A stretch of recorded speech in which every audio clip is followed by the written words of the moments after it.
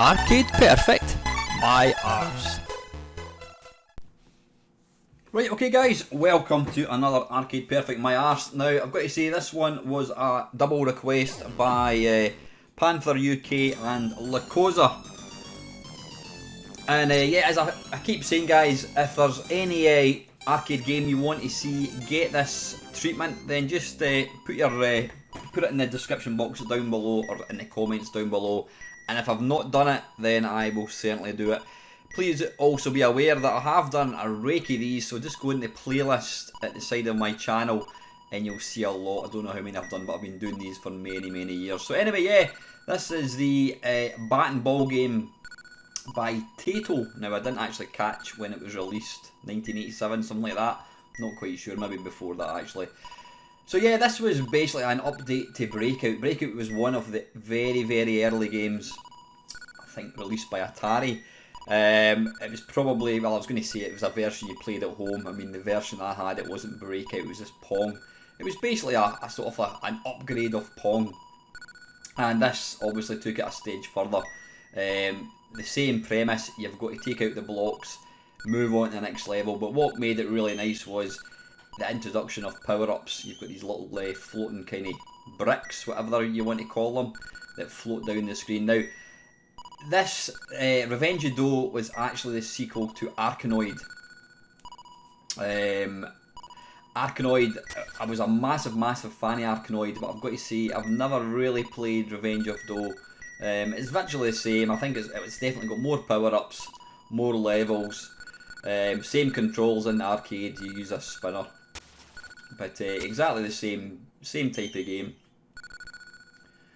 Now, the original Arkanoid was ported to most home consoles by, I think it was the Imagine label by Ocean. Though the Amiga one was it came out from America, I think it was. But yeah, and this was ported to various machines again. I think it was by Ocean. And it's a difficult game. I mean, I'm using the mouse for this. The original arcade game did use a spinner. Now, I did actually have a shot of Arkanoid when I was at the play event in Glasgow last year, and I've got to say it's a lot easier using a spinner. Yeah, that's a cracking game. So anyway, let's move on to some of the home conversions. Right, kicking things off is the Amstrad. Now this one, it's keys or joystick only. I'm managing to use the joystick here. Got to say, colour wise, this looks absolutely beautiful. And the movement's pretty good as well. I have to say though, I did own Arkanoid on the C64, and you know, controlling this game using a joystick isn't really, it's not good. It's way too difficult. You need the sort of analog style, you know, controls to give you the accurate movement, and you know, using a joystick, it's digital, it's too difficult. You know, so even though I am absolutely shit at this game, this game makes me look even worse because the controls, trying to control a bat using a joystick is nigh on impossible. But I'll give it a good go. But yeah, sound and graphics, I'm actually really impressed with this. You know, if somebody had told me this was the Atari ST, I would probably believe you, because it really does look good. Right, let's give it another go.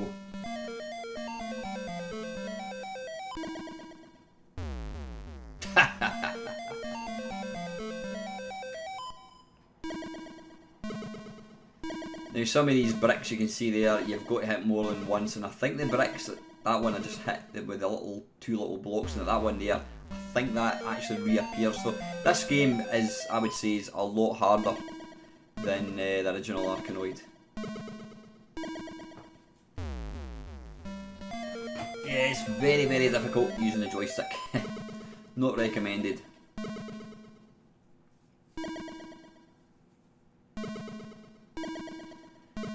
And these wee bad guys, just as in Arkanoid, they just float about. They don't fire at you at all. They just move about and effectively get in your way. And you can destroy them with your bat.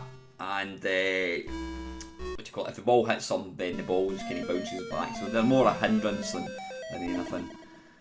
We'll give it another go. High score 136,000. You can see my score is 0. I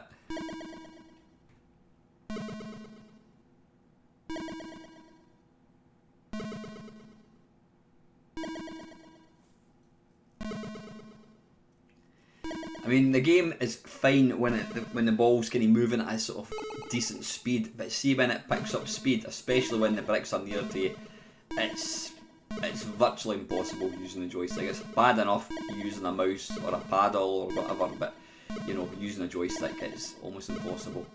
So yeah, these little silver bricks, you've got to hit them multiple times, and you don't get any power-ups from them, but when you do hit the other coloured bricks, you will eventually get a power-up. Each power-up does different things, and it's kind of signified with the colour. So C is a sticky bat.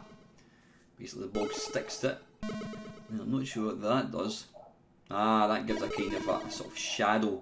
Now I think R reduces the bat. Now I know the original Arkanoid you got 1,000 points for each pickup. So if you want to get a good score, then it's worthwhile just picking them all up. Though what I tend to do is if I get a decent pickup like a laser or something, I'll generally try and kind of hang on to it. So that's the Amstrad one, that's very nice. Right, this is the Atari ST. Now this Arkanoid was the very, very first game I ever saw on Atari ST, and I was blown away with just, you know, my jaw literally hit the floor when I saw it running on the ST. It was my mate's Atari ST, and I couldn't believe that a home console or home computer could actually put out something that looked as good as it did. Now I'm just noticing there, Conversion Peter Johnston, he did do the original Arkanoid on the ST. The Amiga one was, like I says, there was an American version. I don't think there was ever a British version of Arkanoid that came out in Amiga, but Peter Johnson did do the original, and he also did, I think it was it Whizball, I think, on the on the Amiga and the ST. Now I don't think you can have multiple power-ups at the same time. You see, looking at, you know, comparing this to the Amstrad, there's not a lot of difference.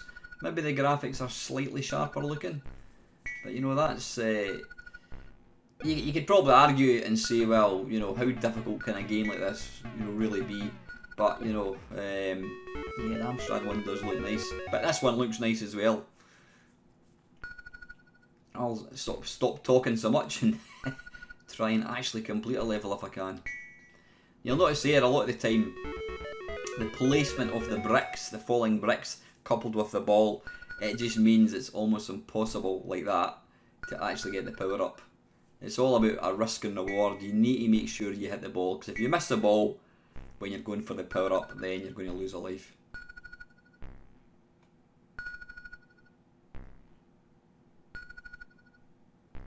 Don't know what that one does. Oh, bloody hell. Yeah, there's a lot less power-ups in the original Arkanoid.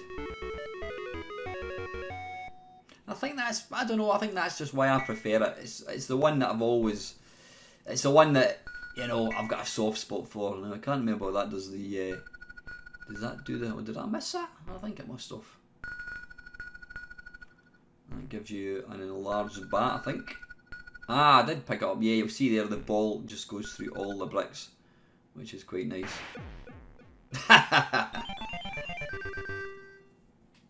And that is that. So yeah, that's Atari ST.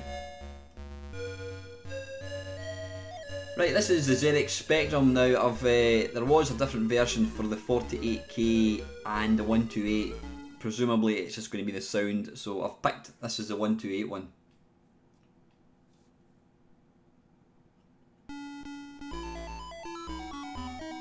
Oh, bloody hell, that's could they not have made the bat a slightly different colour?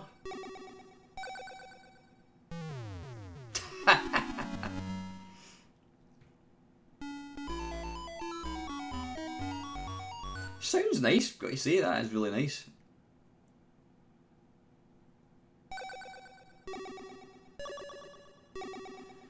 Now the ball movement in this is excellent. I mean, the graphics are really, really good. Yeah, it just, I would have preferred it if they'd, you know, made the colour of the back different, because especially against that red background and the pattern, it is quite difficult to see it. And being able to see our bat is all important in a game like this.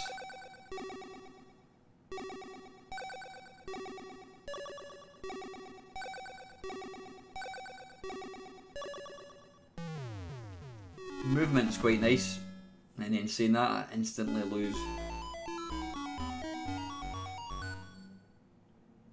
Now I think in fact I know for a fact that you could get a mouse for the Spectrum. I don't know whether this game supported that.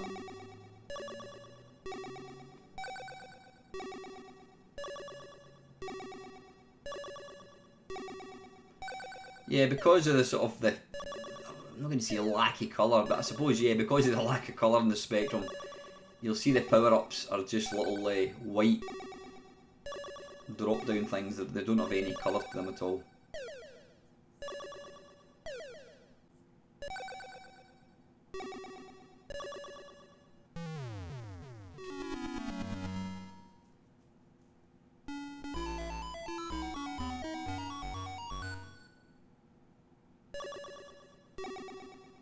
It's funny how we've never seen any game like this released in the last, what, 30 years?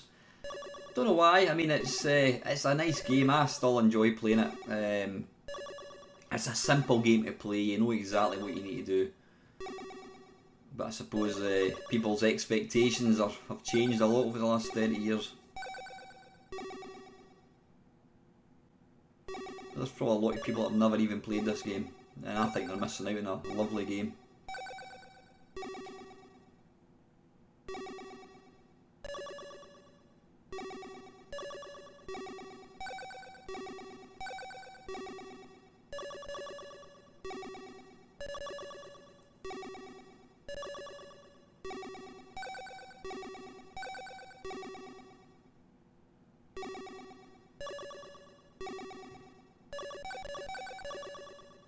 You can see there the baddies at the very, very top there, sort of monochrome as well.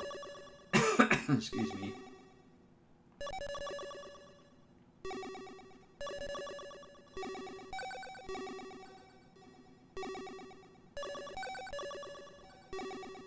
And what I like about the Spectrum one is they've to keep the sort of the same perspective. They've got the score at the side, which, you know, kind of retains the same screen size as the arcade.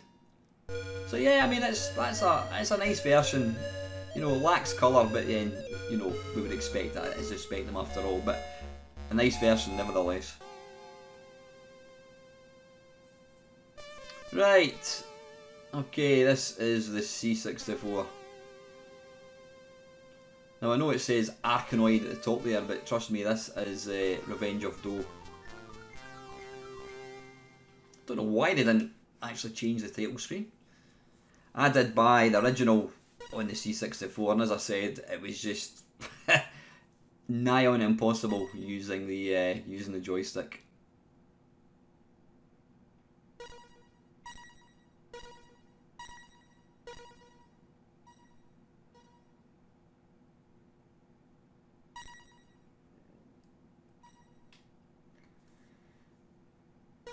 Believe me, I've never seen an angle like that in a ball before.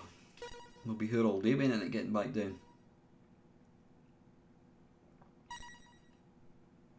Again, it's very, very, very similar to the Amstrad. Nice use of colour, and the sound is excellent. I mean, the sound in the original Arkanoid in the C64 was amazing.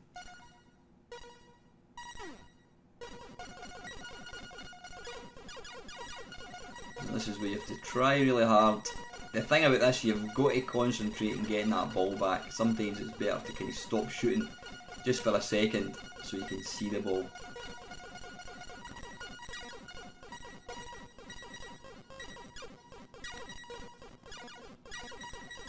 You can also shoot the baddies with the laser as well, which is quite nice. Ah, balls.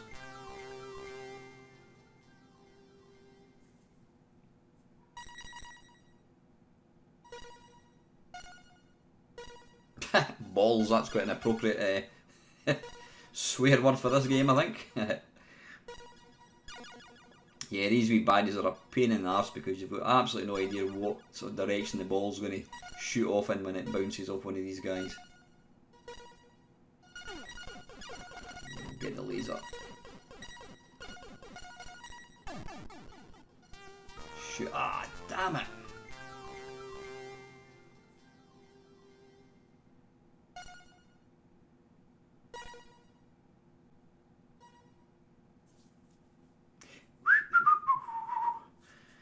Come on, we could be there all day.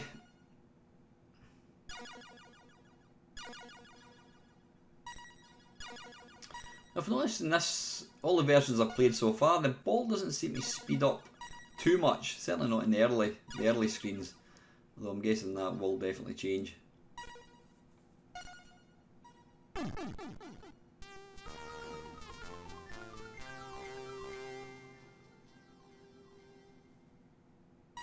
Was that the same? I think that was exactly the same tune from the original. I think it was. Right, I noticed it seems to be pausing. I've no idea why it's doing that.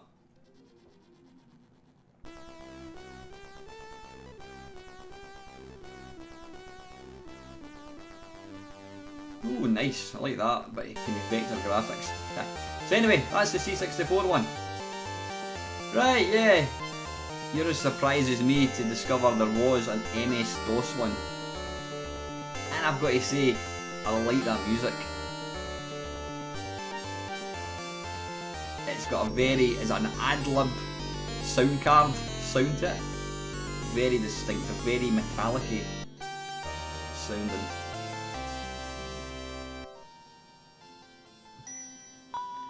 Now unfortunately, despite this being a PC, there was no mouse support. This was before, I was going to say before there was a mouse. I think there was always mice with PCs, but yeah, it's keys only. Possibly joystick, but I'm using the keys here.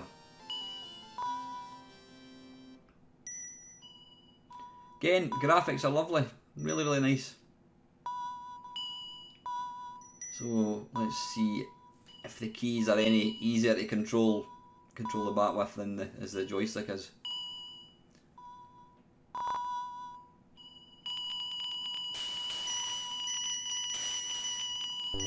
Oh, nice. I bet I lose every single ball here. Oh, I'm down to one. Hey! Oh, nice. I think it's the first version we've looked at where we can actually get off the first level. Yeah, when the ball starts going quick here, it gets very difficult.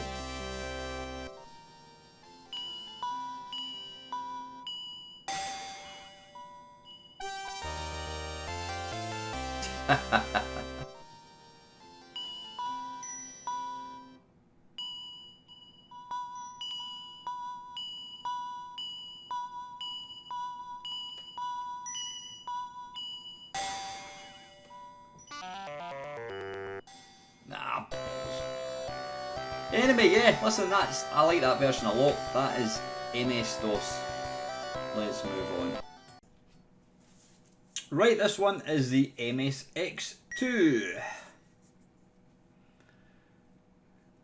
Looks very, very arcade-like. Here's a good start.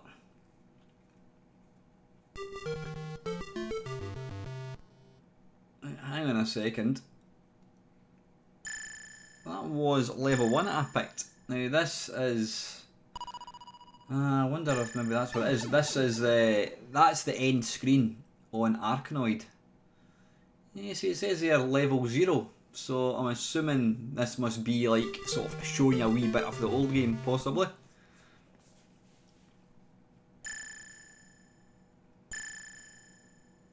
Now I've never seen an MSX2 in the flesh, but I've got to say, I like the graphics. That is very, very arcade-like. That is nice. I don't actually know what the spec of the MSX2 was.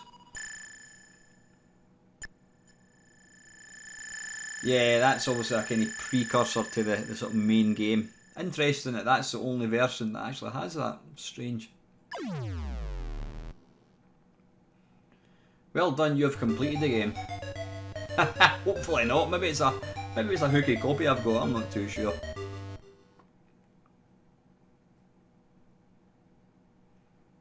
a minute, what's going on? I've got no idea. Now that pause does actually happen. I don't know why it takes so long. Is it crashed? Oh, wait a minute, right, round one. Right, okay, so yeah, that was, so that's a bit odd. It starts you with the last level of Arkanoid, and then now we're getting into the sort of proper game. Graphically wise, this is beautiful.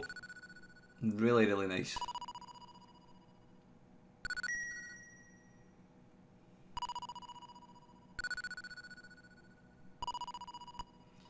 Yeah, that's very, very pretty indeed.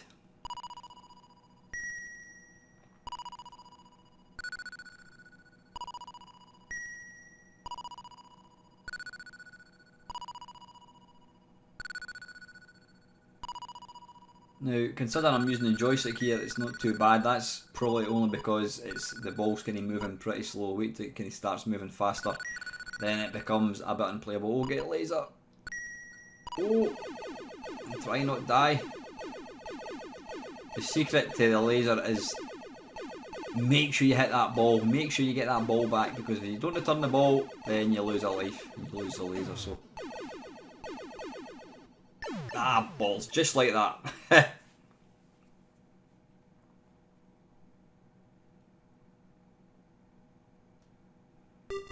Yeah, I don't know why there's such a big delay in a level starting. That's a bit odd. It's not like it's loading every time. No idea.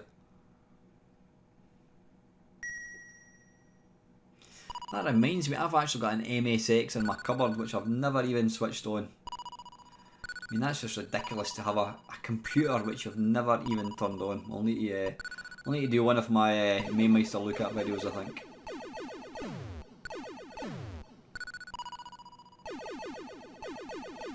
I've got to say there's been some fantastic conversions of this game that I've looked at tonight. It's going to be really, really difficult trying to pick the best.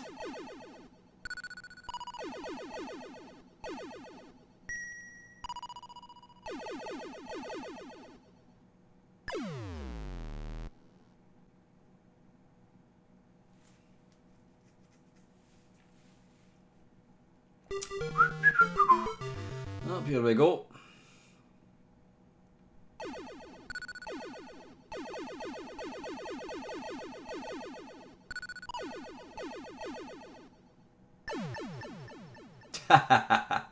Anyway, that is an excellent version. That's MSX2.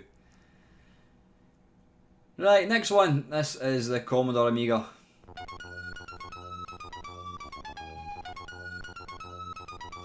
Yeah, again, the conversion of this was done by Peter Johnson.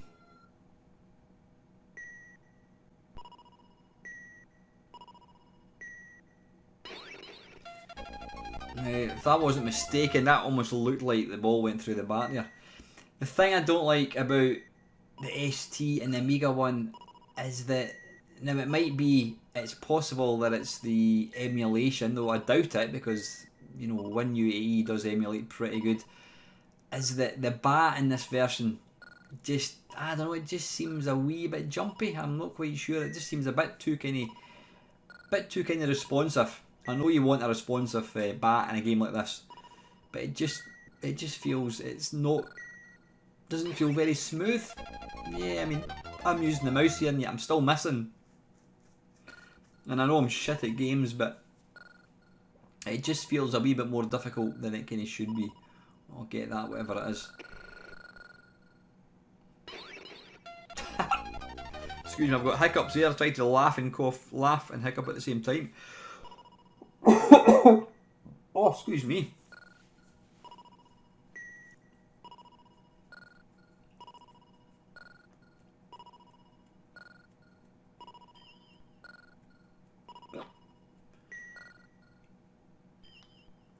Yeah, but a good time to get hiccups in the middle of a arcade perfect.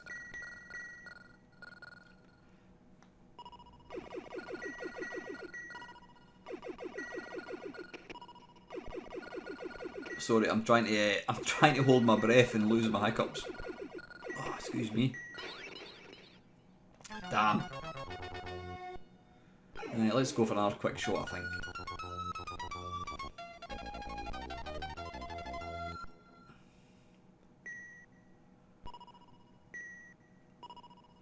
Now you'll see there the ST and the Amiga one, the Spectrum as well. They all use the they have a, you know, a big kind of score at the side, which, you know, so it's a kind of smaller playing area. I'm assuming, oh, excuse me, I'm assuming that's to try and recreate this sort of, you know, the size of excuse me, the size of the arcade one. I really should pause this video and get rid of the hiccups. I ain't got any water kicking about either.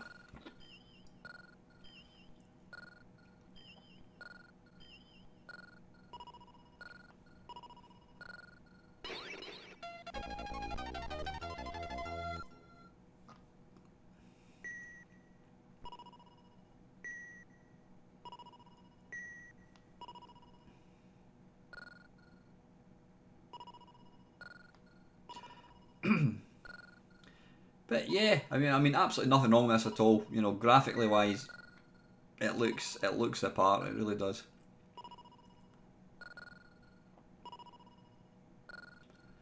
And like I said, if you want to get big scores, you need to pick up every power up. You know, don't pick up one power up and then just, you know, keep it. Depends what you're trying to do. That's a good one. Oh, get that as well. Try and hold my nerve and not die.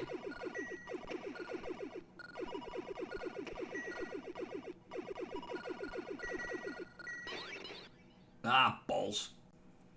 Right, okay, that was the Commodore Amiga one. Right, next up is the Apple II. Now, I've never seen an Apple II before. I can only imagine when it was out. I mean, when did this come out, this game? 1988. I can only imagine an Apple II was, you know, quite expensive.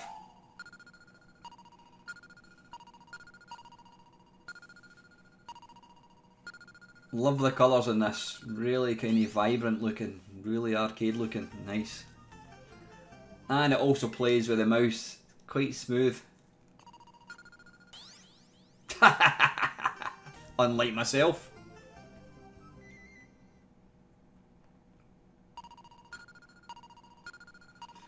Now it's going a wee bit fast. Whoa! Holy monkey.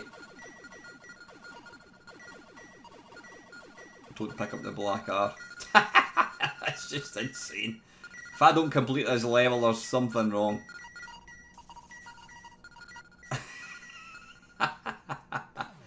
Hooray!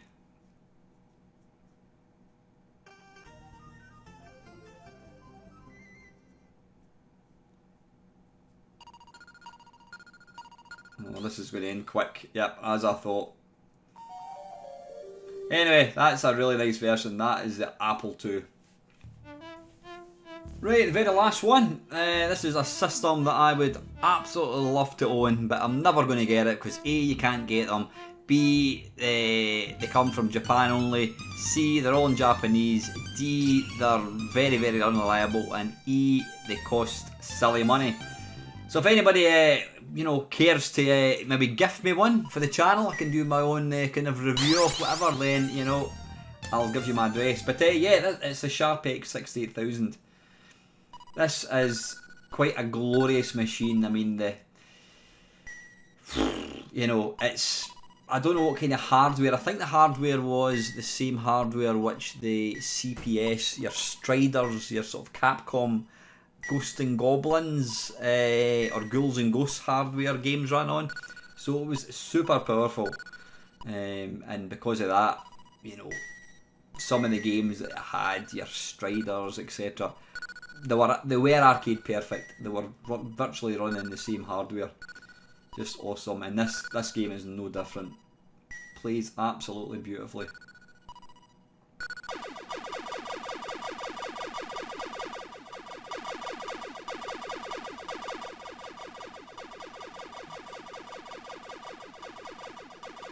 The sound's going from left to right. It's a bit bizarre.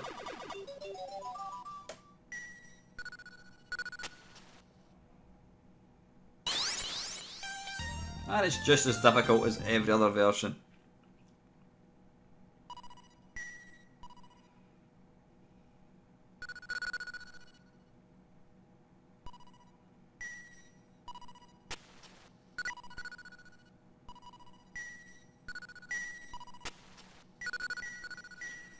don't know if you can lose a ball through the wee gap in the middle.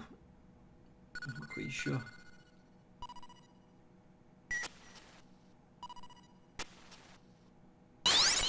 Yes, you can. You've heard it here first.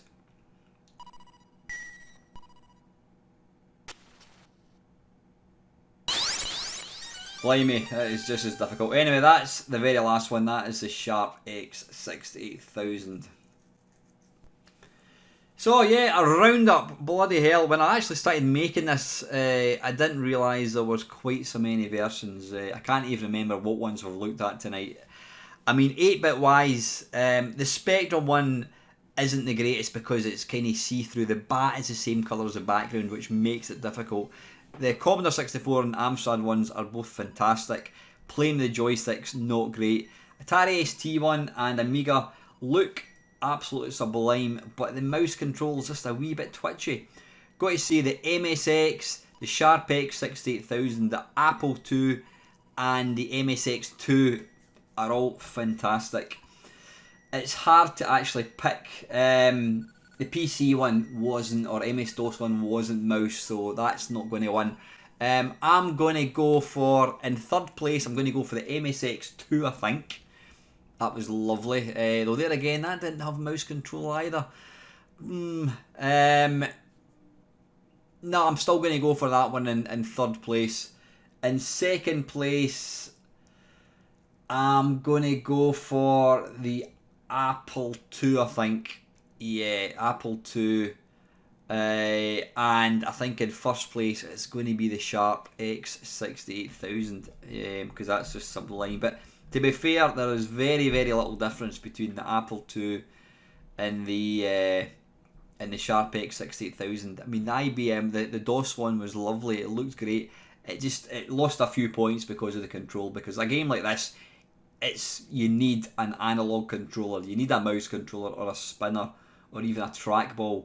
Trying to play it with keys or joystick is nigh on impossible. But yeah, absolutely fantastic. There was really no bad version. Like I said, the Spectrum one lost a few points because of the sort of colours. But anyway, guys, that's another Arcade Perfect My Arse finished.